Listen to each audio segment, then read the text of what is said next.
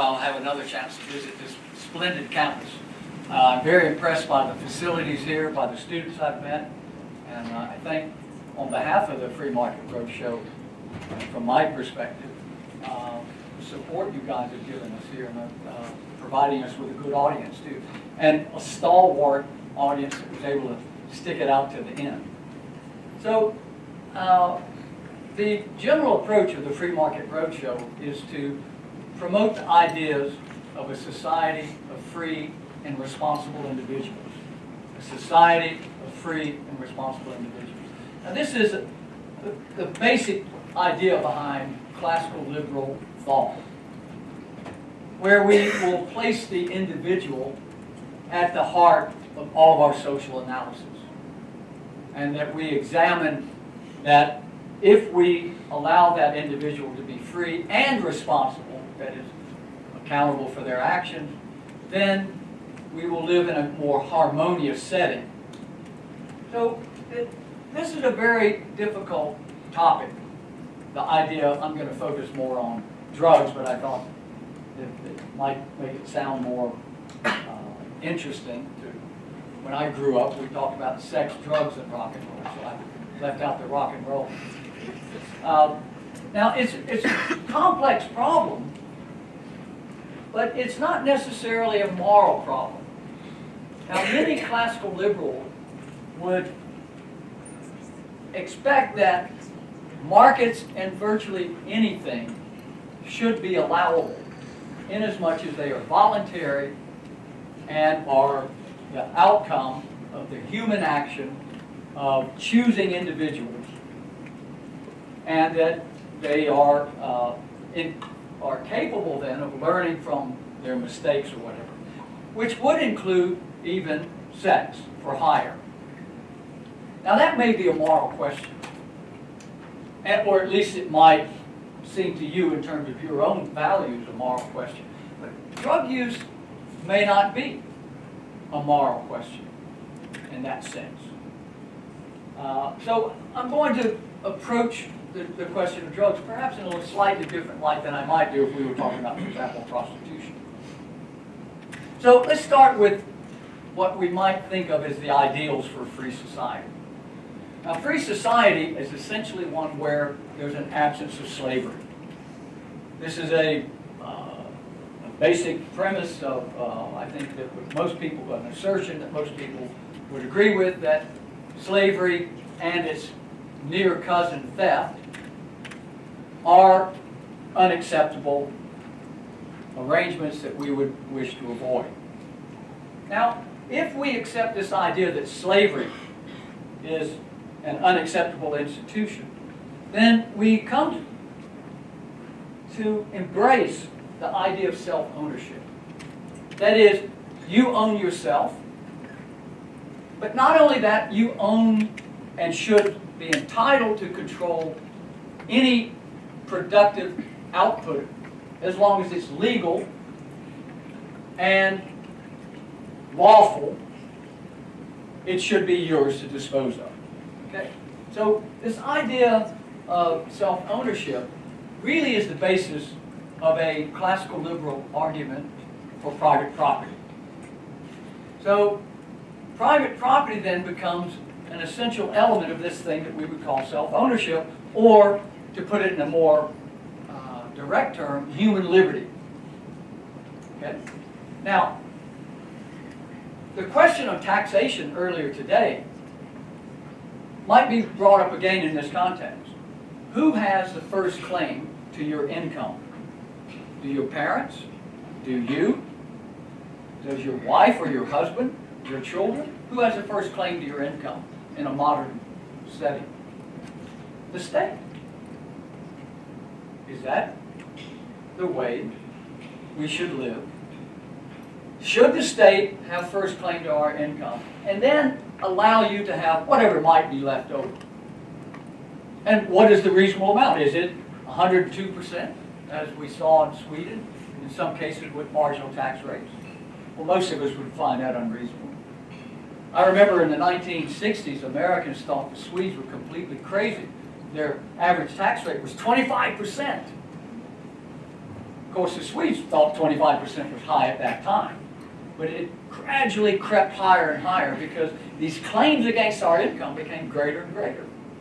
So we increasingly became a slave to the state, in some sense. Because to be a slave is to be in a situation where someone else directs what you produce towards their own ends, which is what the state does through taxation. They want to, the Americans want to set off cruise missiles all over the world, have drones that murder civilians in Yemen. They do it with my money. I'm a slave to them in that regard. I'm a slave to these policies, good or bad. So this idea of self-ownership gives us a strong argument against arbitrary taxation. I mean, the best economic argument for taxation is to produce those goods or services that have direct mutual benefits. It might be national defense. It could be a court system or security. So, but now what we have is the states, governments, provide all kinds of goods and services. The question brought up earlier today was, well, building the roads. But roads were built privately until the state took over that obligation.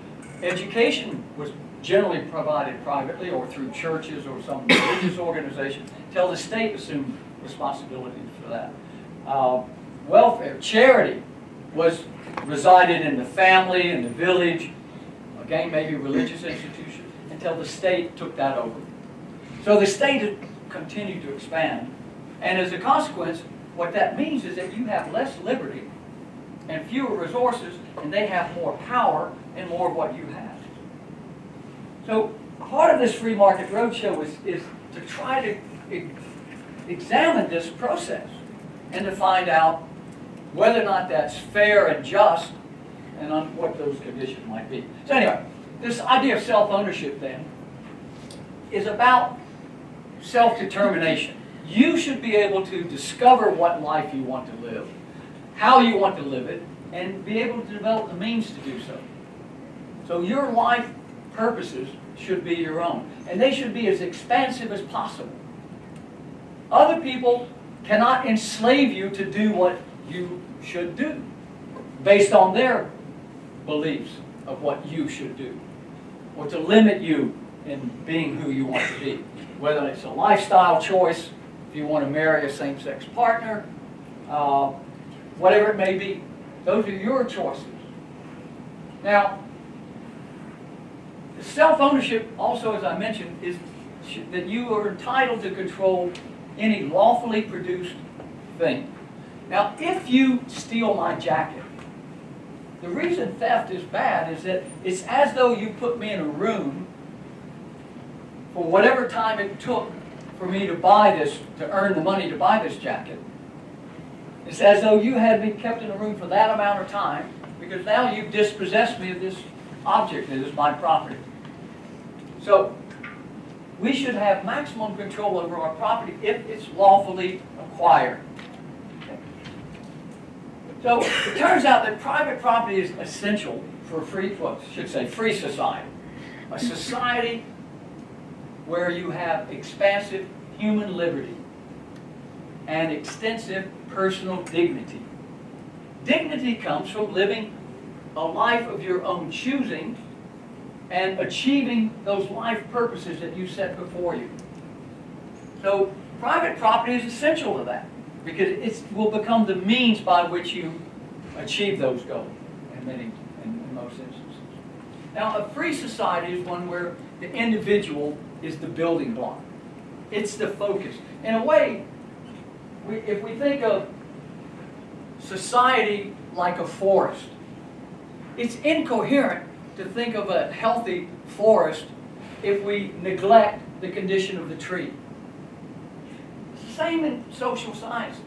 The individual must be, if we want to have a good society, if we want to have a free society, if we want to have a fair society, a just society, we have to accommodate the individual as an individual. Individuals do not exist in a vacuum. we thrive in a social setting.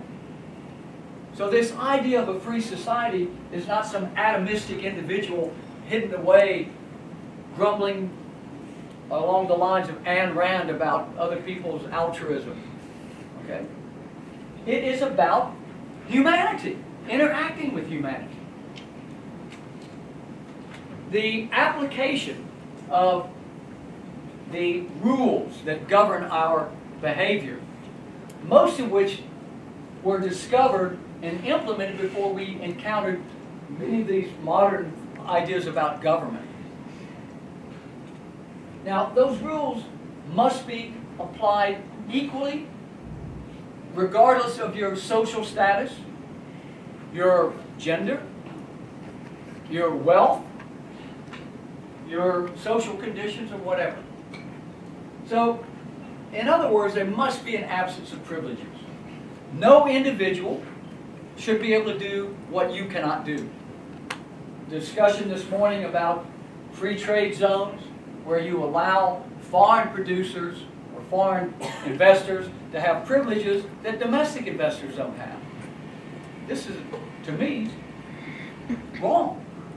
Why would you give to rich foreigners opportunities to do things that your own people can't do? So, the idea then must be also that even if you're a powerful political leader, you have no more rights, you have no more privileges than the ordinary citizen. If you break the law, you must be punished. You must go to jail the same. And you must be held accountable for the same misdeeds, whatever. Of course, we know in real life this doesn't happen, in particular with government officials. You could look at Laurent Fabius in France when he was prime minister. He halted the application of an established blood protocol to screen for HIV/AIDS viruses because the Pasteur Institute was developing one. The consequence of that is that hundreds of French hemophiliacs died an avoidable and miserable death because they were infected with the HIV/AIDS virus. No politician was held accountable for that. If that decision had been made, and it was made at the top, if that decision had been made by a private company, the person would have gone to jail, the company would have been shut down forever, they would have bulldozed the factory and paved it with concrete, and people would have applauded. Politicians do it. They're just doing their job. So, I mean, there's something that we need to examine here. This absence of privilege is not only about economic privilege, but also the privilege of power, the privilege of status. We should not assign that. Now, you may grant it to someone. I will let you go through the door before me. I will grant you that privilege, but that's my choice. That's a different thing. But these institutionalized privileges are what we're arguing against. Now, the thing about the free society, it's very optimistic. That is, you believe that humanity can and will improve itself.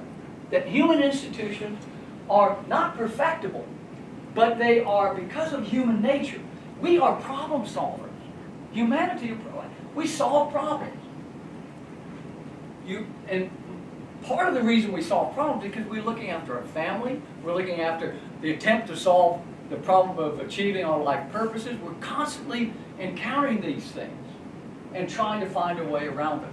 Up till now, we've done a pretty good job. Hasn't been perfect, it's been a bumpy road. Now, will we solve problems of the future in the same way?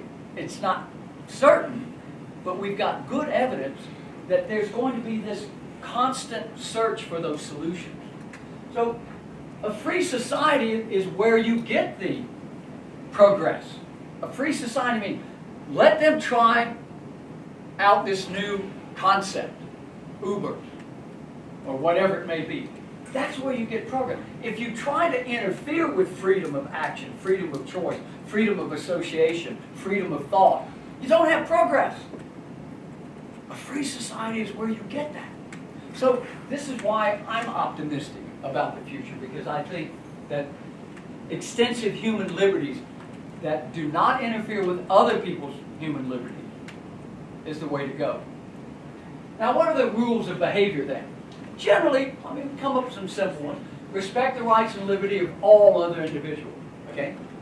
Foreigners, family members, whatever. Okay? So, we respect the humanity of all people.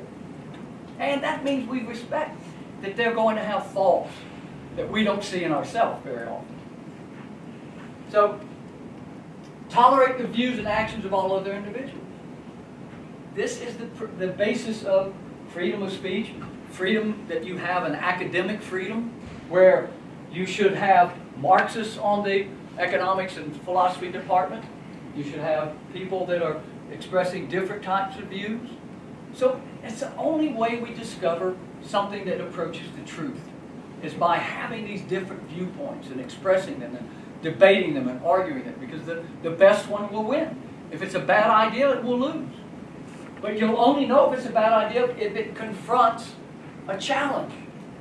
So, openness to new ideas.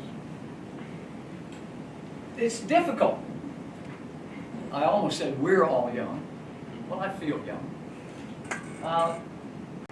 It's harder as you get older. When you're young, you're open to new ideas because you haven't settled on many ideas yet, perhaps.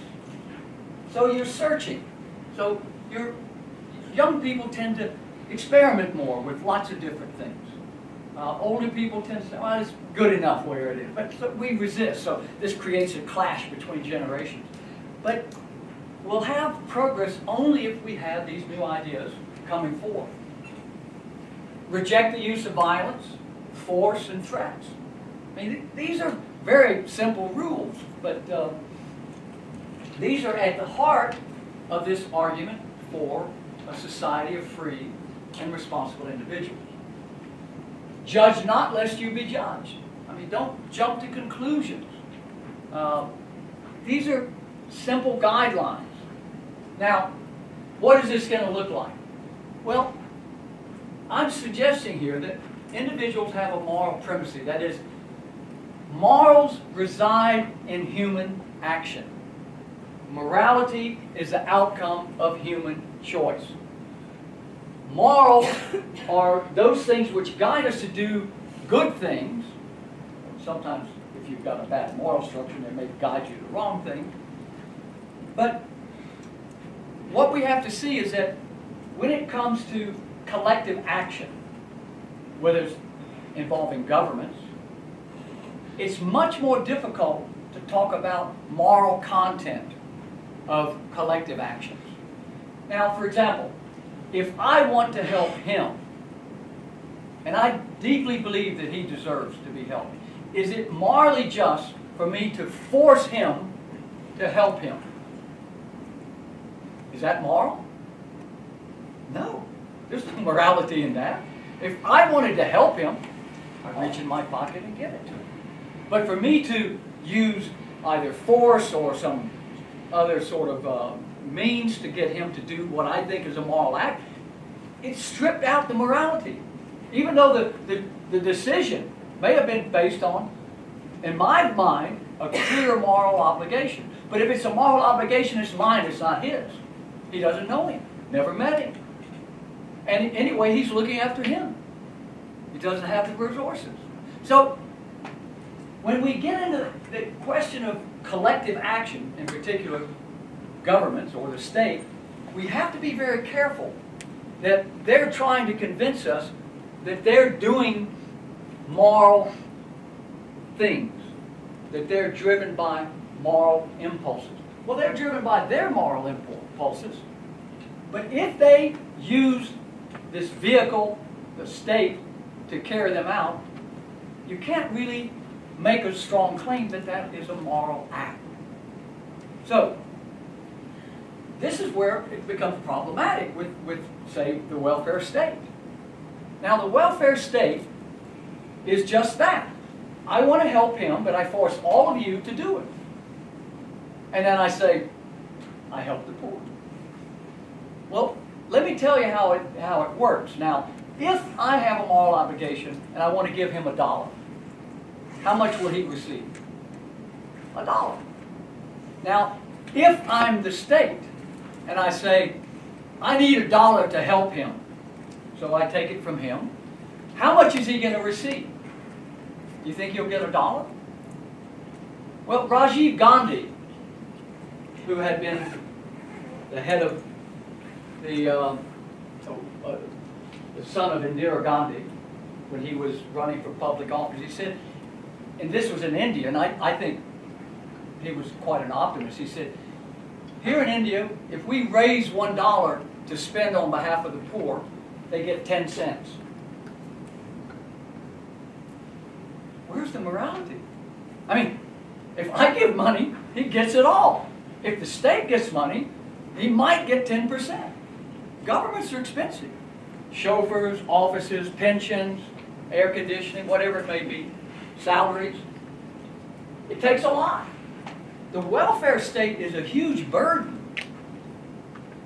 and it's very inefficient, and it cannot be wrapped up in a moral argument unless you believe morals or moral action is something other than human action. So this free society is egalitarian, not in possession of material well-being. Because we'll all, I mean, look, you're younger than me. He's better looking than me. This is unjust. Nah, it's not unjust. It's just bad luck on my part. I was born a long time ago. I had different genetics. So it's not going to be egalitarian in how because her youth, his beauty, will allow you to do things I can't do. And that will allow you to achieve things I can't do that might elevate your status in terms of income or wealth or respect by the community. So these inequalities in that regard are simply an aspect of human nature and human life. There's no injustice there. An injustice would be if I, killed him so that I could take his place to replace the time with a beautiful woman that we both desire. Those would be injustices. Now, it's egalitarian in the sense that everyone has equal moral status. And this goes back again to that slavery question. And no legal or political order, whether it's called democracy or autocracy or monarchy, no political structure can assign different moral worth or values. Oh, of course they can try, but that goes against humanity. That goes against human nature. And the good thing about human nature, it wins out eventually. It may take time, it may take decades or centuries. We finally overthrew the monarchs, right? In this part of the world, you finally overthrew an evil empire. Humanity emerged victorious. So, you cannot eliminate those values by simply having some political dictate. It's universalist. Again, it's, one of the things that we were talking about in the Free Market Roadshow is supposed to be European values. I always worry about the arrogance to suggest that values are anything other than human values. Because the suggestion is that you elevate your values over maybe other regions of the world.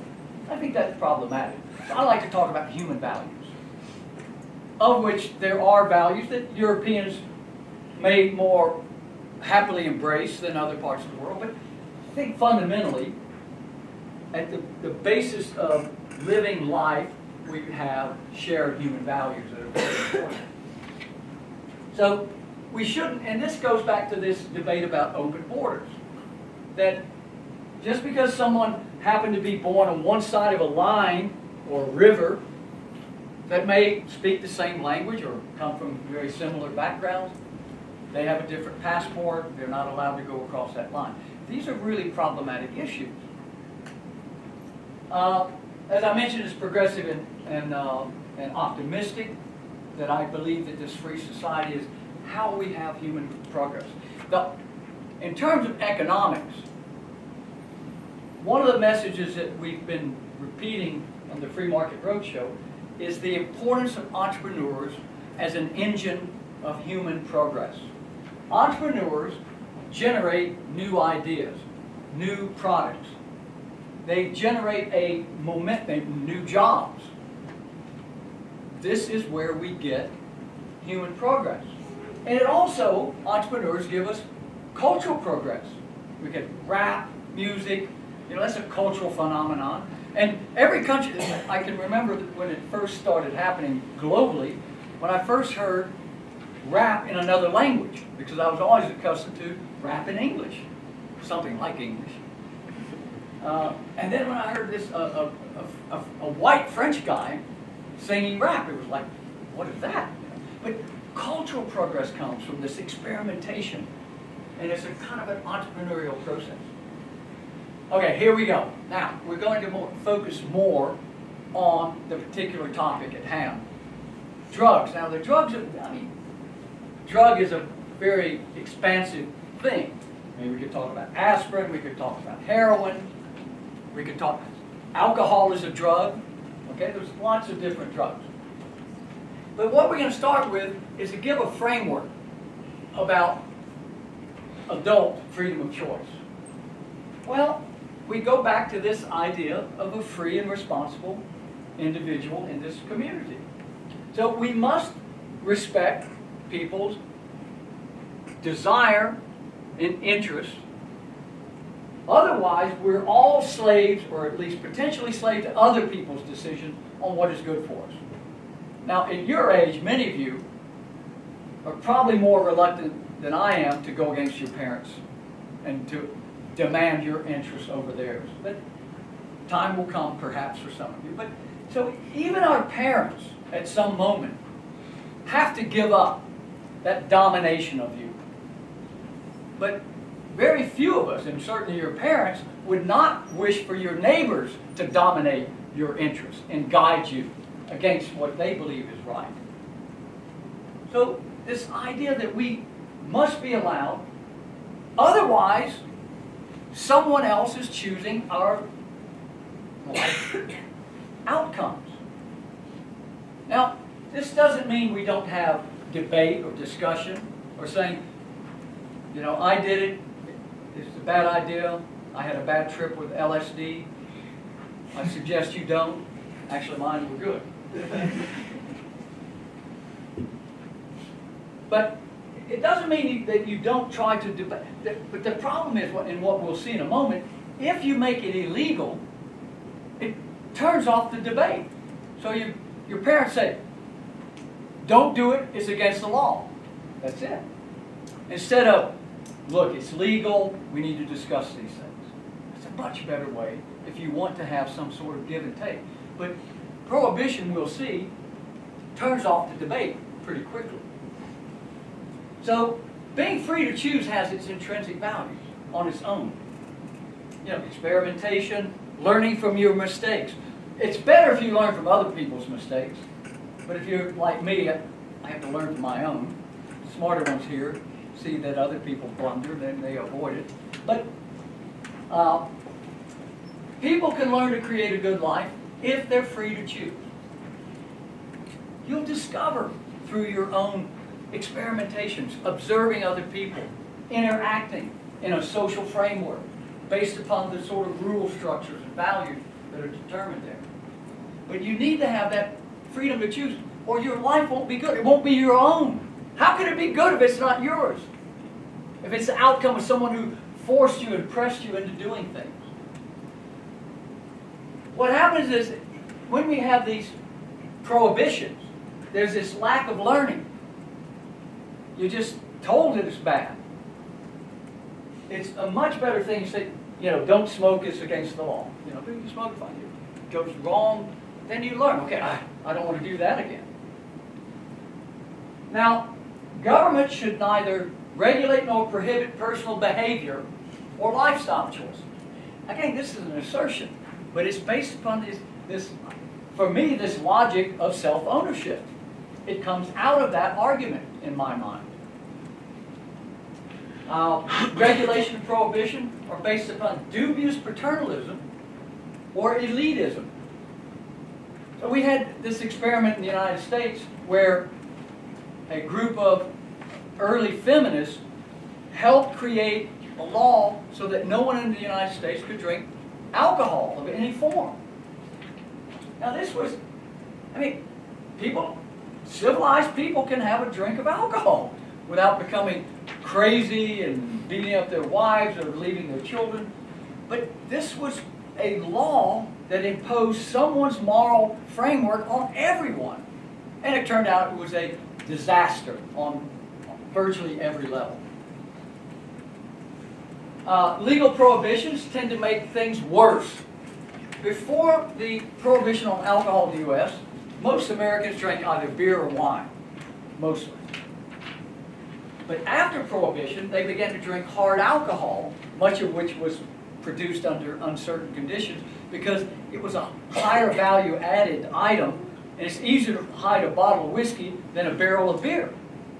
And they might have both had the same value in the market prior to that, but now you can get like 5 or 6 boxes of beer, of whiskey, and so America began drinking much harder alcohol, which the feminists were all angry about, said because they were getting drunk. Well, now they got drunk a lot more and they become more violent. Now, so what we find is that it also created the mafia in the United States, which was a criminal enterprise that, because of the high profits, was able to degrade civil society and the democratic process. We'll see how that's been repeated. So we almost never see prohibition solving the problem that it's supposed to address. Now let's look at this war on drugs. That's the one thing I found here. There was a famous article, cartoon years ago, it said they showed a nice egg. Said, "This is your mind," and then they said, "This is your mind on drugs," and it was a cracked egg. It was all scrambled together. So the idea was that, don't do drugs because your brain will. Well, this is kind of a response to that. The war on drugs has been one of the most damaging public policies in history after prohibition, certainly in the United States. It's destroyed lives.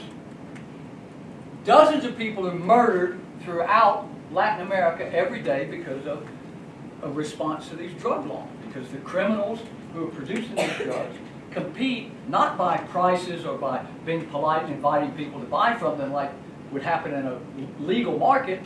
They kill their rivals, and they kill other people that are caught in the middle. So what we find is that the United States has been imperialistic in requiring that every other country in the world engages in this war on drugs. So if you look at the development of drug laws throughout much of the rest of the world, you'll see that a lot of it came through pressures that the United States put through the United Nations. So that in Indonesia, they put people to death for using or buying or selling drugs.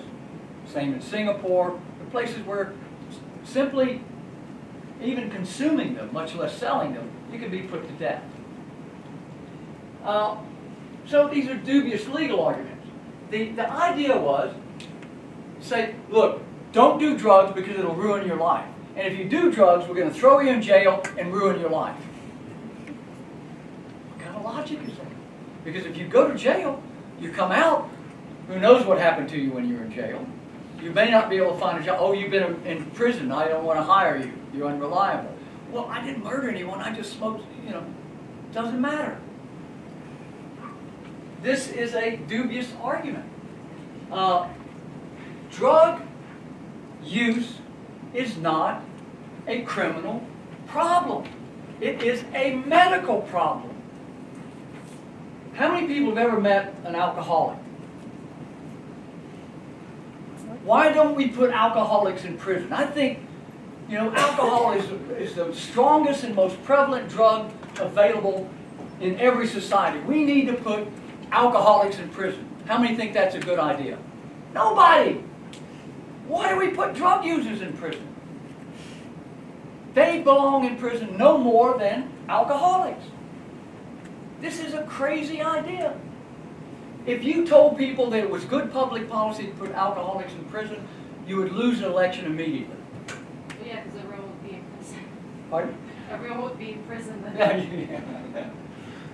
Now, what happens is, the reality is, certainly in the United States, we have fairly clear evidence that most of the reason, a great deal of the influence over drug policy came from special interest groups, and in large part, pharmaceutical industry.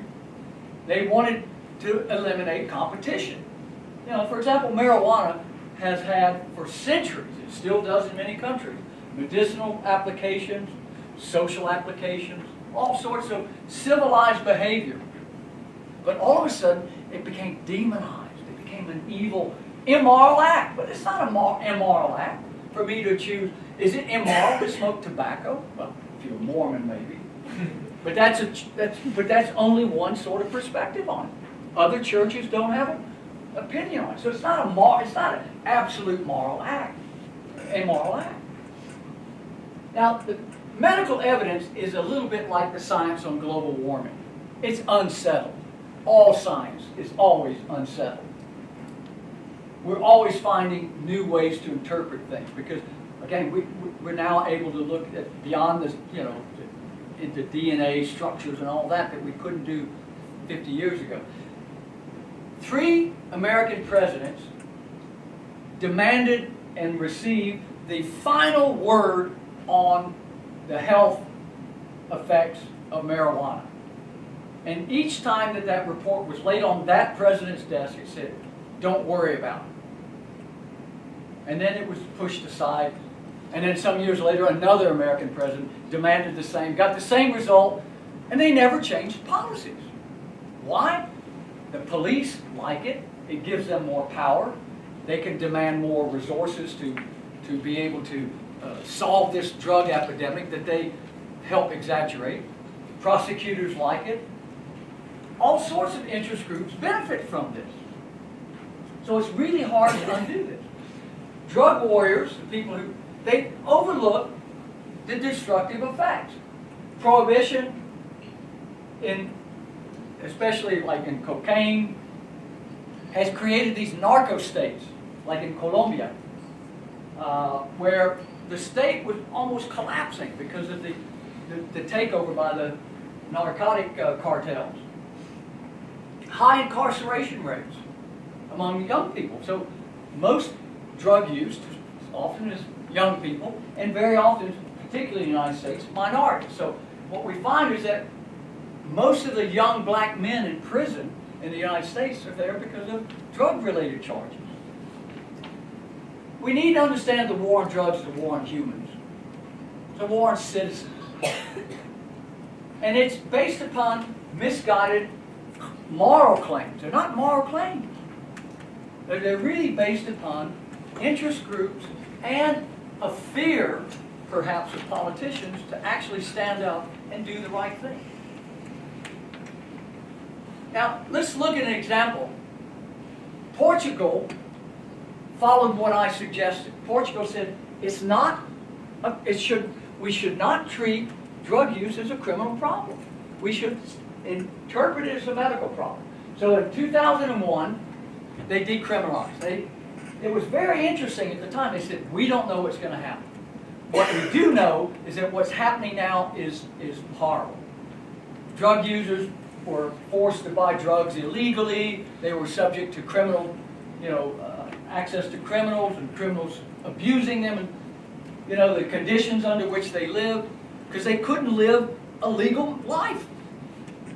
So they said, we don't know if more drug addiction will occur or less drug addiction will occur. They didn't know, but they knew that the status quo could not be acceptable any longer. And what happened? Well, levels of drug use went below the European levels. It didn't disappear, obviously, but it became more manageable because people that would use these drugs would go in and it would be administered under clinical conditions so that the use of dirty needles or whatever, or the exposure to criminals was eliminated. Drug use declined in this very important age group, which is, again, nobody predicted that. It was just a happy and hopeful outcome. Lifetime drug use among the general population increased slightly over time, but it's about where it is in the rest of Europe. The rates of past year and past month drug use among the general population decreased. Between 2000 and 2005, problematic drug use and injecting use decreased.